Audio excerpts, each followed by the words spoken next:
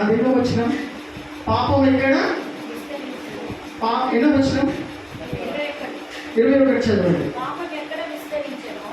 హల్లెలూయా. పాపము ఎక్కడైతే ఉన్నదో, పాపం ఎక్కడైతే ఉన్నదో అక్కడ దేవుని కృప అపరిమితముగా అబండెంట్గా ఎక్స్ట్రాడినరీగా ఉండునంట. హల్లెలూయా. మరొకసారి చదవండి ఆ వాక్యాన్ని. పాపము ఎక్కడైతే పాపము ఉండి పాకిపోయిందో, విస్తరించిపోయింది, పాపము స్ప్రెడ్ అయిపోయింది, చిన్న పాపము వ్యాప్తి చెందిపోయింది, అక్కడ దేవుని కృప అబండెంట్గా విస్తరించబడ్డాడు. హల్లెలూయా. ఎక్కడ పాపం ఉండదో అక్కడ దేవుని కృప అత్యధికముగా, హల్లెలూయా, ఎక్కడ పాపం ఉండదో అక్కడ దేవుని కృప అత్యధికముగా విస్తరించదు. హల్లెలూయా. కాబట్టి అందరం కలిసి పాపం చేశామా? అందుకు చెప్తుందా వాక్యం? లైసెన్స్ ఇస్తుందా? అరే పాపం ఉన్న చోట దేవుని కృప ఉంటుందంట, चलो सब लोग मिलकर पाप करेंगे, एक बार करेंगे, एक बार वो रास्ते में जाएंगे, एक बार देख लेंगे, कुछ भी नहीं होता. उसके लिए प्रभु जी का कृपा आपके ऊपर, मेरे ऊपर एक्सपेंड हो रहा क्या? తెలుసో తెలియకనో బుద్ధిపూర్వకంగానో అలవాట్లో పొరపాటులో నీ గుణగణాలను బట్టి పడిపోయినావు, లేవలేదు, లేచే శక్తి ఉండలేదు. ప్రభువా మళ్ళీ అటువంటి దినాలు ఇవ్వు ప్రభువా, మళ్ళొక్కసారి అక్కడికి నడిపి ప్రభువా, దేవుని మందిరానికి పరిశుద్ధులతో కలిసి సహవాసం చేయడానికి, నిన్ను స్తుతించడానికి, ఆరాధించడానికి అవకాశం ఈ ప్రభువా అని ప్రార్థన చేసుకునే ఓపిక కూడా లేదు. అటువంటి టైంలో దేవుని కృప అపరిమితముగా మీ పట్ల ఉండదు. హల్లెలూయా. చప్పట్లు కొట్టాడు ఒకసారి. హల్లెలూయా. అటువంటి పరిస్థితుల్లో, లేవలేని పరిస్థితులలో, చూడలేని పరిస్థితులలో, ప్రార్థించలేని పరిస్థితుల్లో దేవుని కృప అపరిమితముగా నీ పట్ల ఎందుకు? He loves you. హల్లెలూయా. ఎందుకు?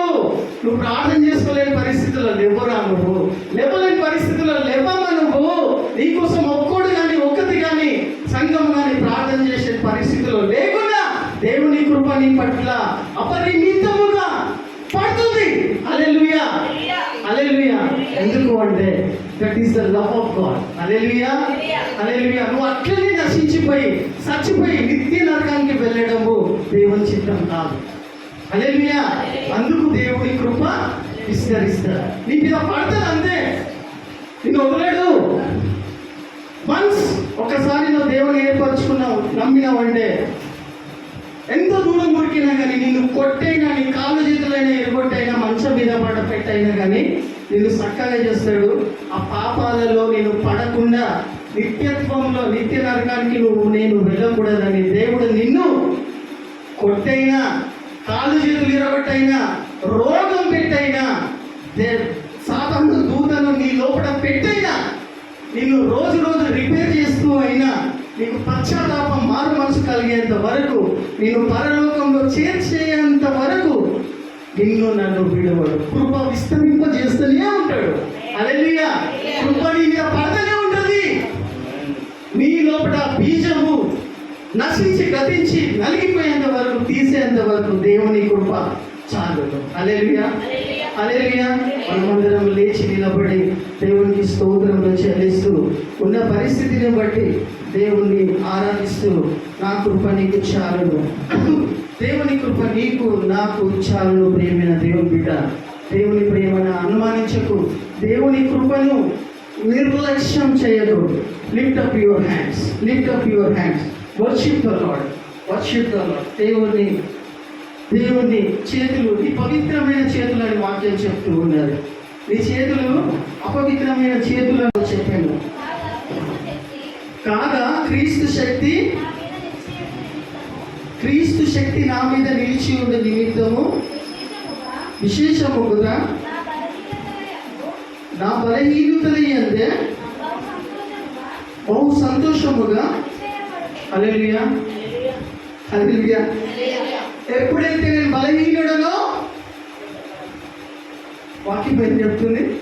నేను ఎప్పుడైతే వీక్ పర్సనో, పడిపోయినా, లేవలేకపోతున్నా, చీకటిలో ఉన్నా, దారి కనిపిస్తలేదు, బలహీనుడను, అప్పుడు దేవుని యొక్క శక్తి నా మీద పరిపూర్ణమవుతుందంట. Whenever I am weak, on that time God's power is abiding on me. ఎప్పుడైతే నేను బలహీనుడనని నాకు అనిపిస్తుందో, అప్పుడు నేను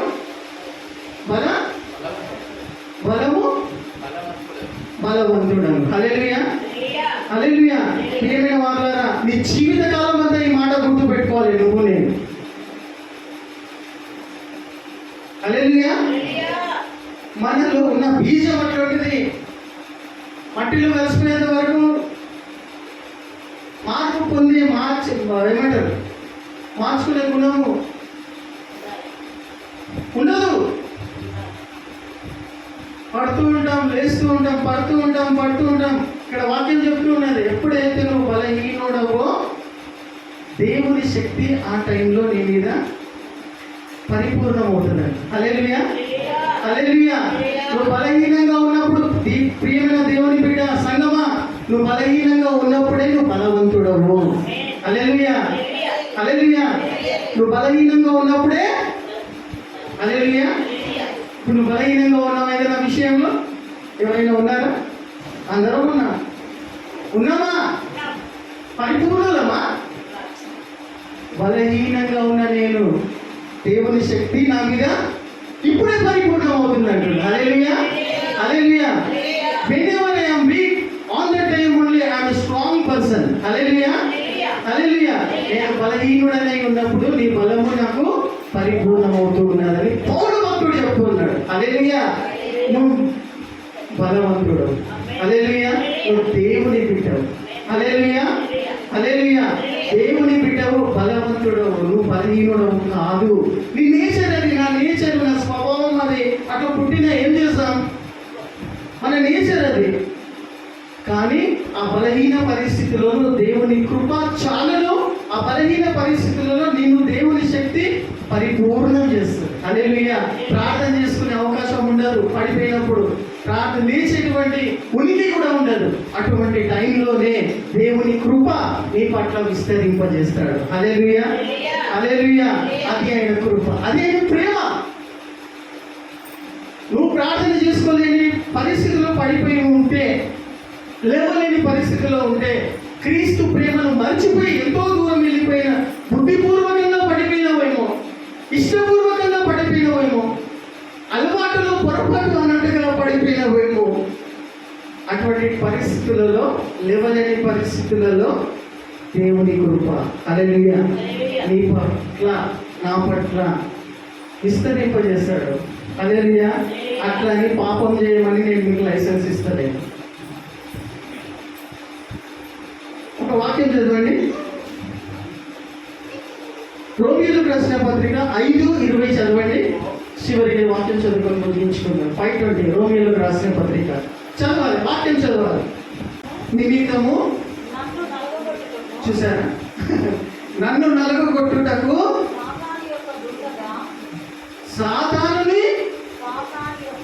సాతాను యొక్క దూతగా ఎప్పుడైనా చదివారేమో ఈ వాక్యం? సాతాను దూతను పౌలు భక్తునికి పెట్టిండంట దేవుడు. తన మాటకు అర్థం అదేనా? ఒకసారి చదవండి. అది కాకపోతే నాకు చెప్పండి, నాకు అర్థమైంది. అది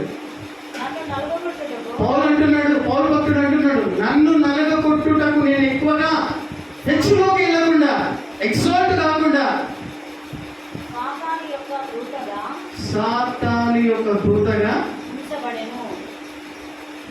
సాతాను దూతను పౌలు భక్తుడికి పెట్టిండంట. ముళ్ళు పెట్టిండంట, దేవదూత కాదు. అర్థమవుతుందా? దేవుడు పర్మిట్ చేసిండు. సాతాను దూతను పౌలు భక్తునికి ముళ్ళులాగా పెట్టిండంట. అర్థమవుతుందా?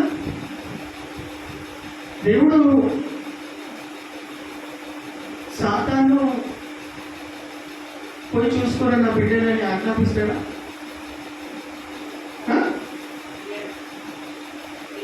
మన వాక్యం ఏంటి? సాతాను యొక్క how we can able to understand that word ఏమర్థమవుతుంది?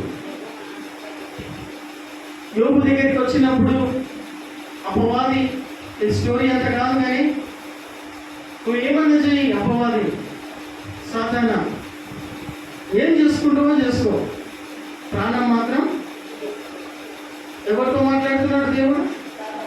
సాతానుతో. అంటే నీకు ఏ కీడు జరగాలనుకున్నా, ఏ నష్టం జరగాలనుకున్నా అది ఎక్కడి నుండి నీకు కలుగుతుంది అని అంటే దేవుడు అపవాదికి పర్మిషన్ ఇస్తేనే, పర్మిట్ చేస్తేనే తప్ప వాడు నిన్ను కానీ నన్ను కానీ ముట్టలేడు. హల్లెలూయా, హల్లెలూయా. సాతాను దూతను నాకు ముళ్ళులాగా పెట్టిండు. ఆయన హ్యాండ్ కర్చీఫ్ పౌలు భక్తుని యొక్క కర్చీఫ్ దస్తి పడితే, నీడ పడితే అద్భుతాలు జరిగినాయి. చనిపోయిన వాళ్ళు లేచి కూర్చున్నారు. యేసు ప్రభు కంటే గొప్ప అద్భుత కార్యాలు పౌలు భక్తుని ద్వారా, శిష్యుల ద్వారా జరిగినాయి. పౌలు భక్తుని ద్వారా ప్రత్యేకంగా జరిగినాయి. ఆయన దగ్గుతే అద్భుతాలు జరిగినాయి, తుమ్మితే అద్భుతాలు జరిగినాయి, నడుచుకుంటూ వెళ్తే నీడ పడితే అద్భుతాలు జరిగినాయి. ఆయన దస్తి పట్టుకుంటే, ఆయన వస్త్రాలు పట్టుకుంటే యేసు ప్రభు కంటే గొప్ప అద్భుత కార్యాలు, నాకంటే ఎక్కువ మీరు గొప్ప కార్యాలు చేయుదురు, ఎందుకంటే నేను తండ్రి దగ్గరికి వెళ్తున్నాను అని యేసు ప్రభు చెప్పిన మాటను బట్టి శిష్యులు అంతకంటే గొప్ప అద్భుత కార్యాలు చేసినారు. పౌలు భక్తుని యొక్క అద్భుతాలు జరిగినటువంటి పౌలు భక్తునికి దేవుడు సాతాను దూతను ముళ్ళులాగా పెట్టాడు. అర్థమవుతుందా? అపవాదిని ముళ్ళులాగా పెట్టిండు. ఒకసారి వాక్యం చదవండి మరొకసారి. పౌలు భక్తుడు అంటాడు, ఏమంటాడు? నలగగొట్టుటకు నేను నడుస్తుంటే అద్భుతాలు జరుగుతాయి, నేను మాట్లాడితే అద్భుతాలు జరుగుతాయి, నా నీడ పడితే అద్భుతాలు జరుగుతాయి, నేను దగ్గినా తుమ్మినా అద్భుతాలు జరుగుతాయి. ఎంత గొప్ప విషయం అది! హల్లెలూయా, హల్లెలూయా. ఎంత గొప్ప విషయం!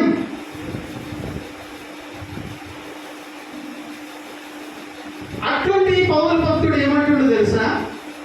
నాకు ఇన్ని వరాలు దేవుడు ఇచ్చిండు కదా,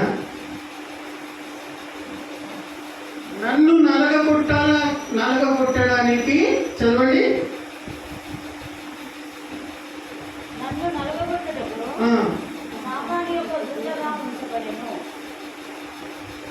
నన్ను నలగొట్టుటకు పౌలు అంటున్నాడు, నన్ను నలగొట్టుటకు సాతాను దూతగా, సాతాను యొక్క దూతగా ఉంచబడింది. ప్రియమైన వారులారా చూడండి ఏం చెప్పాలనుకుంటున్నాను, తర్వాత చదవండి వాక్యంలో. అది ఏది? ఆ ముళ్ళు, ఆ సాతాను దూత నా దగ్గర నుండి తొలగిపోవాలని తట్టుకోలేకపోతున్నాడు పౌలు భక్తుడు. ఆ ముళ్ళు శరీరంలో పెట్టినప్పుడు తట్టుకోలేకపోతున్నాడు అని ఏం చెప్తూ ఉన్నాడు?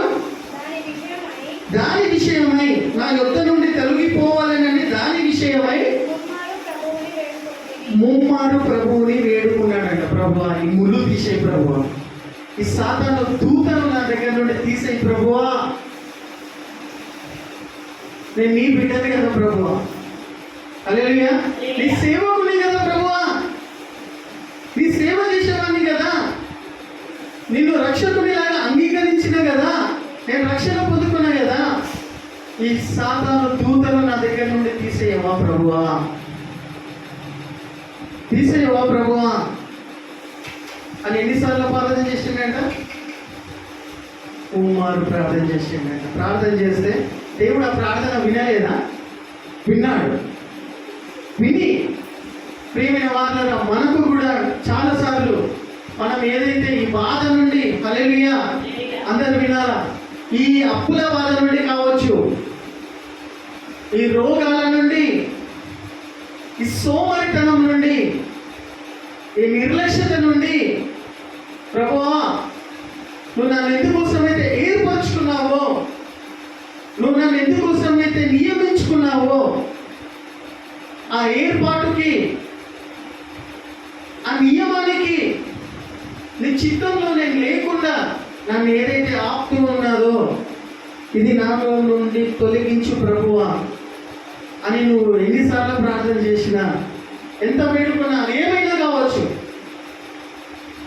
కొన్ని దేవుడు నీ నుండి నా నుండి తీసివేయడు, కొన్ని ఉంచుతాడు. అతనే ఎందుకు ఉంచుతాడు? అర్థమవుతుందా? కొన్ని పెడతాడు. ఎందుకు పెడతాడు? ఆయనకు సన్నిహితంగా ఉండాలని. ప్రతిసారి ఆ బాధ, నొప్పి, ఆ రోగము, ఆ వ్యాధి నీ దగ్గరికి వచ్చినప్పుడు నువ్వు ప్రభువా తీసే, ప్రభువా, ప్రభువా విడిపించు ప్రభువా అని నువ్వు అనడానికి, ఆయనకు సన్నిహితంగా ఉండడానికి, ఆయన నుండి నువ్వు దూరంగా పారిపోకుండా ఉండడానికి కొన్ని అనుమతిస్తాడు, కొన్ని పర్మిట్ చేస్తాడు. చేస్తాడా లేదా ఈ వాక్యంలో బట్టి? హల్లెలూయా, హల్లెలూయా. కాబట్టి ప్రియమైన వారులారా, నలుగు కొట్టబడడానికి ఈ సాతాను దూత నుండి నన్ను దేవుడు విడిపించాలని ముమ్మారు నేను ప్రార్థన చేసిన, అయినా కానీ కూడా దేవుడు ఏమని చెప్తూ ఉన్నాడు? చదవండి, కింది వచనం చదవండి. అందుకు దేవుడు చెప్తున్నాడు, యేసు ప్రభు చెప్తున్నాడు, అందుకు నా కృప నీకు చాలును,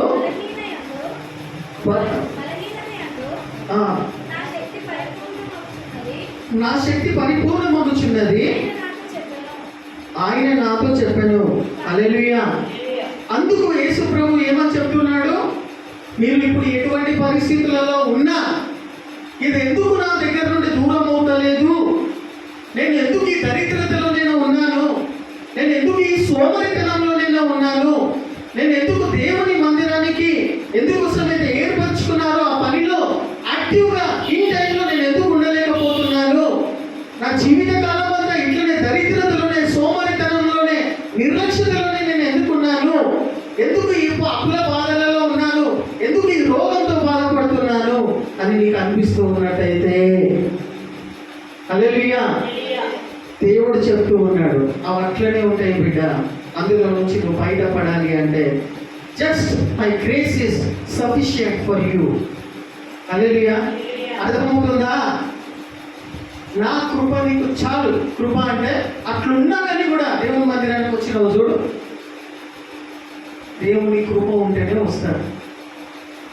దేవుని కృప అంటే ఇందాక నేను చెప్పినట్టుగా గ్రేస్ మార్క్స్, అర్హత లేదు, యోగ్యత లేదు మనకు దేవుని మందిరానికి రావడానికి, అయినా దేవుడు కృపనిచ్చి నిన్ను నన్ను నడిపించినాడు చూడు, నా కృప నీకు చాలు. హల్లెలూయా. అన్ని విషయాలలో దేవుని కృప అంటాం మనం. దేవుని కృప అంటాం. ఎట్లున్నావు బిడ్డ, ఎట్లా ఉన్నావు బ్రదర్, ఎట్లున్నావు నువ్వు అంటే ఏమని చెప్తాం మనం? అట్లనే ఉన్నాను, అవే దరిద్రతలో ఉన్నాను, దేవుడిని నమ్ముకున్నాను కానీ ఏం లేదు, అట్లనే ఉన్నా, అట్లనే ఏ మార్పు లేదు నా లోపల, ఏ చేంజెస్ లేదు, అట్లనే ఉన్నాను అని అంటే అట్లాంటామా? నాలాంటి వ్యక్తిని దేవుడు ఏర్పరచుకొని రక్షించుకొని దేవుని కృపలో ఇట్లా ఉన్నానని దేవుని స్తుతిస్తాము. దేవుని కృపలో నేను ఇలా ఉన్నానని చెప్పాలా? హల్లెలూయా. ఎలా ఉన్నావు, ఎలా ఉన్నావమ్మా, ఎలా ఉన్నావయ్యా నువ్వు అని అంటే దేవుని కృపలో ఉన్న దాంట్లోనే తృప్తి పడుతూ, వాక్యం చెప్తుంది ఉన్న దాంట్లో తృప్తి పడడం నేర్చుకోవాలి.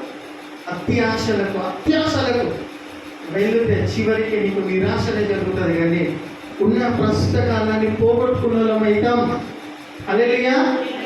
ఉన్న ప్రస్తుత జీవితాన్ని, ఉన్న ప్రస్తుత కాలాన్ని, ఉన్న వాతావరణాన్ని హెచ్చులకు పోతే ఉన్నదాన్ని పోగొట్టుకున్నలం అవుతాం. అందుకోసమే దేవుడు చెప్తున్నాడు, దేవుని వాక్యం చెప్తుంది, నా కృప నీకు చాలు. హల్లెలూయా. నువ్వు ఏమైతే ఉన్నావో చేతులు ఎత్తుతావా? ఒకసారి పైకి ఎత్తుతారా? ప్రభువా, కళ్ళు మూసుకుంటారా? ఒక్కసారి దేవుని, ప్రభువా, ఈ అవకాశం లేకుండా, ఈ పరిస్థితి లేకుండా యథార్థంగా నీ ఆత్మతో, నీ హృదయంతో దేవుని స్తుతిస్తావా? నీ కృప ఉన్నది ప్రభువా. ప్రభువా, ఈ కృప లేకుండా ఎంతో మంది నశించి కట్టిపోయినారు. కొంతమంది హాస్పిటల్లో రోగాల పాలై ప్రభువా, బెడ్ల మీద పడుతూ తండ్రి ప్రభువా, రోగాలతో బాధపడుతూ తండ్రి, చీకట్లో ఉంటూ ప్రభువా, సోమరితనంలో ఉంటూ, ఇళ్లలో ఎల్ఈడీలు చూసుకుంటూ, ఇళ్లలో సినిమాలు చూసుకుంటూ, ఇళ్లలో ముచ్చట్లు పెట్టుకుంటూ ప్రభువా దరిద్రతలో బతుకుతూ ఉన్నారు తండ్రి. కానీ నాకు అందులో లిస్టులో నేను లేను ప్రభువా.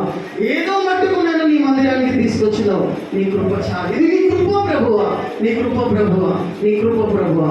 Lord, we worship you Lord, we praise you Lord, we give you, we adore your name Lord. ప్రభువా, ఆత్మతో హృదయంతో నేను స్తుతిస్తున్నా. స్తోత్రములు ప్రభువా. నేను ఏమైతే ఉన్నానో ప్రభువా, నాకున్న సమస్యల నుంచి నేను విడిపించబడతలేనని నేను బాధపడతలేను ప్రభువా. తండ్రి ప్రభువా, నేను నీ పట్ల సనగడం లేదు తండ్రి, నేను నీ పట్ల గులగడం లేదు ప్రభువా. నేను ఇట్లా ఎందుకు